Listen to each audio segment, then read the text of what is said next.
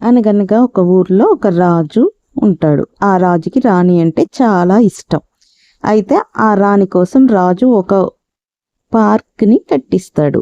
ఆ పార్కుకి రాణిని తీసుకొని వెళ్తాడు. రాణికి చాలా నచ్చి అక్కడ పూలను కోసుకుంటూ చాలా హ్యాపీగా ఉంటుంది. రాజు రాణిని చూసి, నీకు చాలా నచ్చిందా అని అడిగితే, అవును నాకు చాలా బాగా నచ్చింది అంటది. నాకు ఇది కాక ఇంకా చాలా ఇష్టాలు ఉంటాయి అంటుంది రాణి. అప్పుడు రాజు నీకేమంటే ఇష్టం అని అడుగుతాడు. అప్పుడు రాణి అంటుంది, అన్నిటికంటే ప్రియమైనది నాకొకటి ఉంది, ఆ ప్రియమైనది ఏంటో నువ్వు చెప్పు అంటుంది.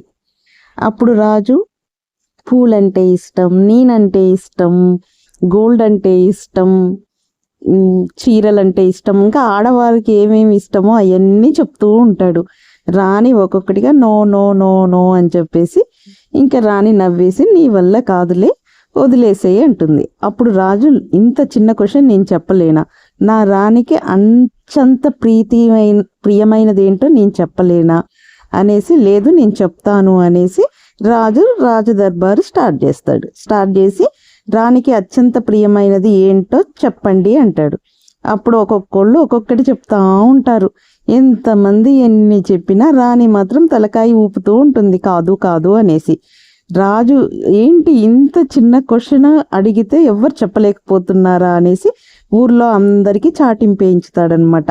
ఎవరైతే రాణికి ప్రియమైనది ఏదో చెప్పగలుగుతారో వాళ్ళకి నేను గిఫ్ట్లు ఇస్తాను, గోల్డ్ ఇస్తాను, కంపల్సరీ ప్రతి ఒక్కరు చెప్పాల్సిందే అనేసి ఆర్డర్ చేస్తాడు. రాజు కదా, ఆర్డర్ వేస్తాడు.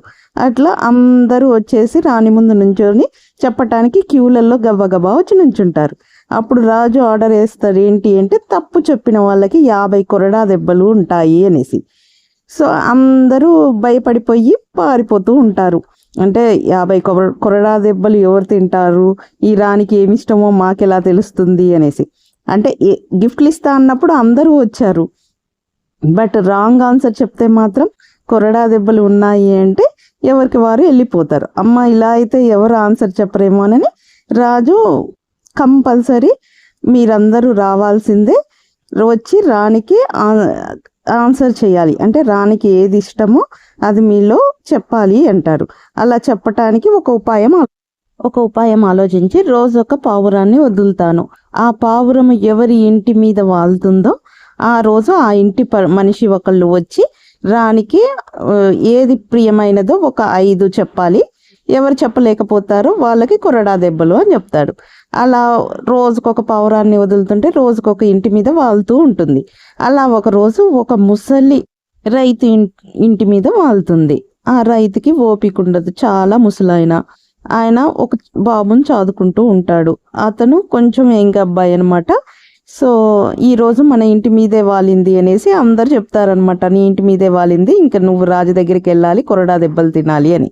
అప్పుడు ఆ యంగ్ ఫార్మర్ అంటే వాళ్ళ మనవడు ఏమంటాడు, నువ్వేం వెళ్తావు తాత, నేను వెళ్తాను, ఆ దెబ్బలేయో నేను తినొస్తాను, ఇంకా నువ్వు ఉండు తాత అనేసి ఆ మనవడు వాళ్ళ తాతతో చెప్తూ ఉంటాడు. ఆ మాట అక్కడే పొలంలో ఆవుల్ని కాస్తున్న అవ్వ వింటుంది. ఇని ఏం జరిగింది అంటే ఇలా ఇలా అని మొత్తం జరిగిందంతా చెప్తారు. ఓ సింతేనా, దీనికి ఇన్ని కొరడా దెబ్బలు ఇంత అవసరమా, ఓ చిన్న విషయం అనేసి నాకు ఆన్సర్ తెలుసు, నేను చెప్తాను అనేసి ఆ యంగ్ ఫార్మర్కి చెప్పేస్తుంది అనమాట ఆన్సర్. అప్పుడు ఆ మనవడు వెళ్ళి రాణికి అత్యంత ఇష్టమైనది ఏదో నాకు తెలుసు అంటాడు. అప్పుడు రాణి దగ్గరికి తీసుకెళ్తే రాణికి అత్యంత ఇష్టమైనది ఏమిటి అంటే రాజు మీద అధికారము అని చెప్తాడు.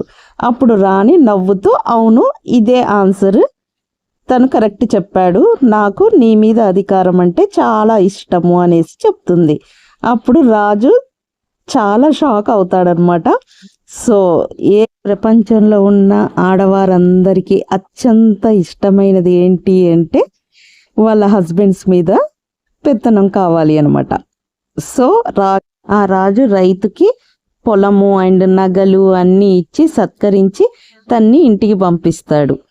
కథ కంచికి మనం ఇంటికి. ఇప్పుడు అర్థమవుతుందా ఫ్రెండ్స్, ఆడవారికి అత్యంత ప్రియమైనది ఏంటో? ఒక్క రాణికే కాదు, ప్రతి ఆడవారికి వాళ్ళ హస్బెండ్ మీద పెత్తనం తీసుకోవాలని ఉంటుంది. సో వాళ్ళకి అత్యంత ప్రియమైనది ఇదే అన్నమాట. సో మీరు కూడా మీ వైఫ్స్ చెప్పిన మాటలు వినండి, వాళ్ళకి అధికారం ఇవ్వండి. సో మిమ్మల్ని కూడా హ్యాపీగా చూసుకుంటారు. సో ఇదండి కథ. మీకు కథ నచ్చినట్లయితే please subscribe my channel. Thank you so much for watching.